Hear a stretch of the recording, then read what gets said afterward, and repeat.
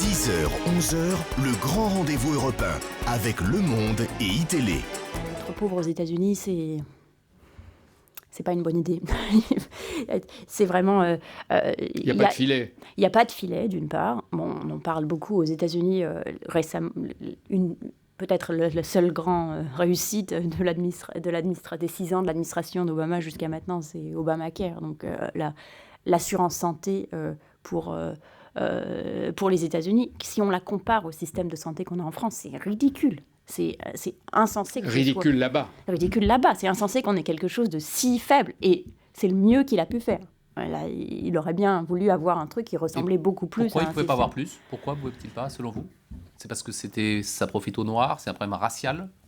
C'est un problème qui est à la fois un problème racial et un problème de classe sociale. C'est à la fois race et classe sociale, c'est un peu mélangé.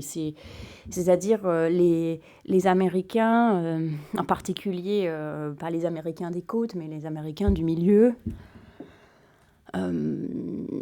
vivent dans une espèce d'illusion de l'autonomie, de la nécessité de faire tout seul, et que l'idée que toute redistribution, même une redistribution comme une assurance, qui n'est pas une redistribution systématique, qui est une redistribution un jour c'est moi qui vous donne de l'argent, l'autre jour c'est vous qui me donnez de l'argent parce que c'est selon qui est malade à quel moment.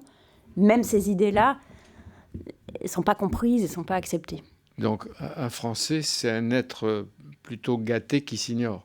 Même si on sait que quelqu'un qui est riche est plein de privilèges et chouchauté par la société.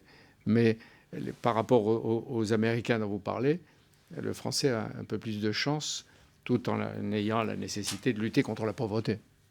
Un Français pauvre et un gâté qui, je pense, s'ignore pas par rapport. Je ne pense pas que les pauvres en France sont pas reconnaissants. Je pense qu'il y a une conscience des niveaux d'aide qui sont donnés. Peut-être que disons, le gros de la société, peut-être en France, est un peu plus pessimiste qu'elle... Oui, pourquoi ce dénigrement ? Pourquoi cette vision noire de la société ? Ce pessimisme qui côtoie parfois le désespoir en France ? Ce qui est très étonnant en France, c'est qu'il y a un pessimisme qu'on retrouve dans les médias, donc qui doit bien venir de quelque part dans la société, mais en même temps, les Français ont beaucoup d'enfants. La France a le taux de fertilité le plus élevé d'Europe, à part l'Irlande. Et d'un point de vue d'économie et de développement que je suis, avoir des enfants, c'est quand même un signe d'espoir. De confiance. On n'a pas d'enfants pendant les crises et les guerres, on n'a pas d'enfants, on a plus d'enfants. Il faut quand même avoir suffisamment de confiance en l'avenir pour avoir des enfants. Michael Darmon. 10h, 11h, le grand rendez-vous européen avec Le Monde et iTélé.